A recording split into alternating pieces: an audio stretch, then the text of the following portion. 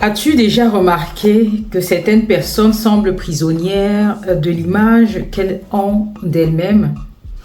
Et si la clé de la transformation se trouvait dans les paroles que tu prononces chaque jour? La Bible nous enseigne une vérité profonde. La vie et la mort sont au pouvoir de la langue. Nos paroles ne sont pas de simples sons. Elles influencent notre manière de penser, notre manière d'agir et même la façon dont les autres peuvent nous percevoir.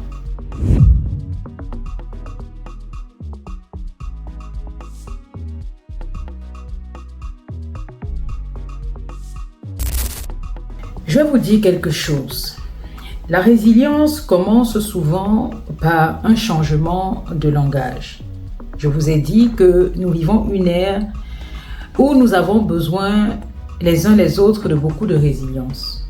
Nous traversons beaucoup de souffrances, nous essuyons beaucoup d'échecs, beaucoup de trahisons et nous avons besoin d'être résilients. Et la parole compte énormément sur la fragilité de votre esprit, sur la façon dont vous allez vous relever de certaines situations, la façon dont vous allez avancer dans la vie, la manière de pardonner et la façon dont vous serez joyeux en paix envers les autres, envers et contre tous. Il est donc important de comprendre que la résilience vaut pour beaucoup et commence souvent par un changement de langage. Tu deviens progressivement ce que tu affirmes être. Si tu répètes constamment que tu es une personne incapable, faible ou destinée à l'échec, tu risques de construire une réalité qui correspond à tes déclarations. Lorsque tu as l'impression que le monde ne te respecte pas, j'aimerais que tu te poses cette question. Quelle image de toi projettes-tu à travers tes pensées, à travers tes paroles et tes actions? Il n'est jamais trop tard pour corriger ta trajectoire. Aujourd'hui, il est important de te relever et de décider de ce que tu en fais de ta vie. Il n'est pas bon de vivre dans la fatalité. Bien souvent, nous vivons selon l'identité que nous avons acceptée dans notre esprit. C'est ce qu'il faut comprendre, mesdames et messieurs. Je me souviens ainsi d'une personne qui disait vouloir abandonner une mauvaise vie. Elle avait vécu beaucoup de traumatismes dans son enfance et elle changeait très souvent d'homme. Elle changeait d'homme comme des chemises. Et elle se disait étant une fille de joie. Pourtant, elle était une fille qui allait à l'école, qui avait des diplômes, mais elle ne respectait pas son corps. Et elle voulait changer.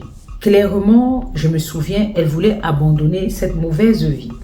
Pourtant, elle se croyait incapable parce qu'elle pensait que la société la voyait uniquement sous cet angle-là, mesdames et messieurs.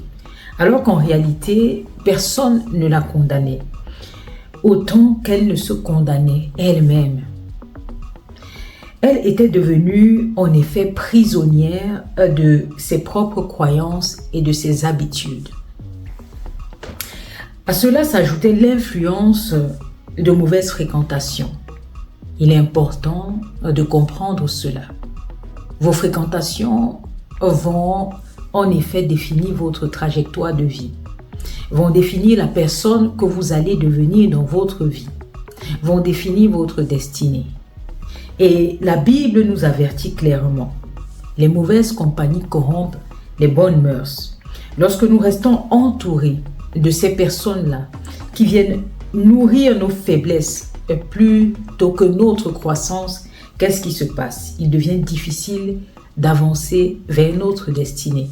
La plupart du temps, il nous arrive des malheurs, non pas parce que le ciel l'a voulu, mais c'est parce que nous avons choisi les mauvaises fréquentations qui sont venues corrompre nos bonnes mœurs, qui sont venues nous détourner du droit chemin, et ainsi détruire la destinée qui avait été placée sur notre vie. J'entends souvent des personnes qui blâment le ciel, qui blâment le Créateur. Pourtant, elles ont elles-mêmes fait leur choix de vie. Les personnes sont venues pour donner des conseils, afin qu'elles puissent changer. Mais elles se sont entêtées. Elles se sont entêtées à croire qu'elles ne valaient rien. Et c'est ce qui s'est passé par le pouvoir des paroles qu'elles ont prononcées dans leur vie. Et j'aimerais que vous compreniez que c'est vous qui êtes maître de votre destinée. Personne d'autre. Vous pouvez être né avec une belle étoile, mais par vos habitudes, par votre attitude, vous bafouez cette étoile au point de l'assombrir. Il faut donc comprendre cela.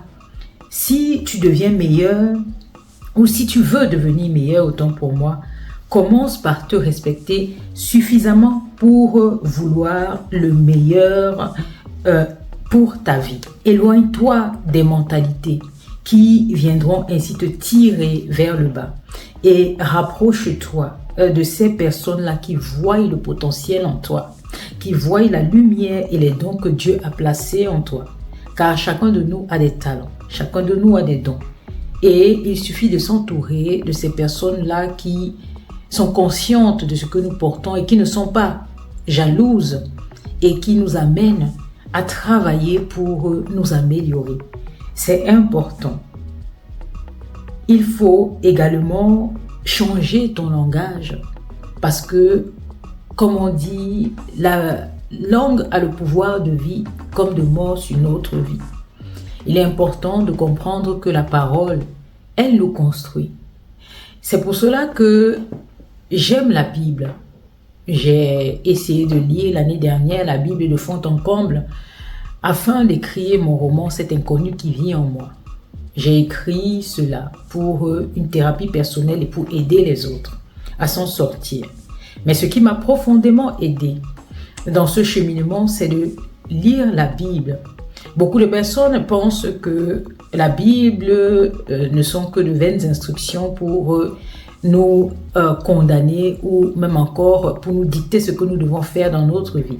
Mais si vous regardez d'une façon attentive, si vous êtes croyant et que vous demandez à Dieu de vous éclairer afin de comprendre ce qu'il y a dans ce magnifique livre qu'est la Bible, vous comprendrez beaucoup de choses. Parce qu'avec la Bible, j'ai acquis beaucoup de sagesse et j'ai compris beaucoup de principes de vie qui m'aident aujourd'hui à aller de l'avant. Et le premier principe, bien évidemment, c'est le pouvoir de la parole. J'ai compris pourquoi.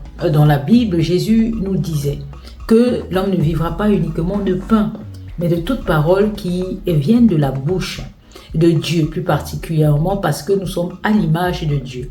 Et il nous a dit que Dieu a créé le monde avec la parole, car au commencement était la parole. La parole nourrit notre âme. La parole nous construit. La parole nous définit. Si tu prononces une parole, si tu dis que tu deviendras, je prends un exemple, un docteur, un médecin, tu feras des efforts pour devenir un médecin. Tu iras faire des études pour devenir médecin parce que tu as décidé. Et tout a commencé par la parole. Et la parole vient ainsi nourrir tes pensées. Et tes pensées te façonnent. Et c'est de ces pensées-là que tu deviens l'homme ou la femme que tu es aujourd'hui. Tout cela sont des enseignements tirés de la Bible et elles sont réelles. C'est pour cela que Jésus nous dit que dans cette Bible-là, il n'y a que la vérité et que cette parole est esprit et vie. Oui, il est important de comprendre cela. Cela m'a beaucoup enseigné.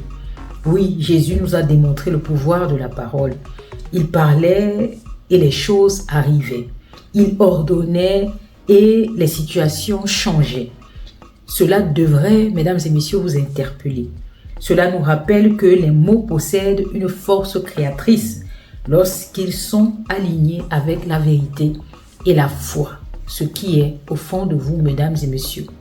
Parce que la foi, c'est quelque chose que le Créateur nous a donné afin que nous puissions nous construire ici-bas, grâce aux paroles en qui nous croyons. Nous croyons en des paroles qui nous façonnent Et c'est par la foi en ces paroles-là. C'est pour cela que vous êtes ce que vous pensez être.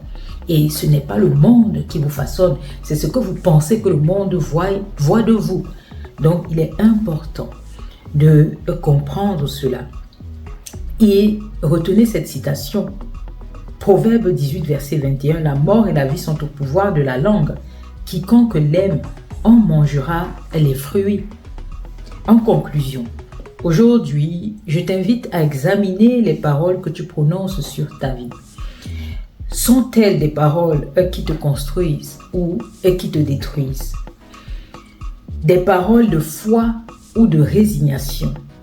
N'oublie jamais ceci. Tu n'es pas condamné à rester la personne que tu étais hier.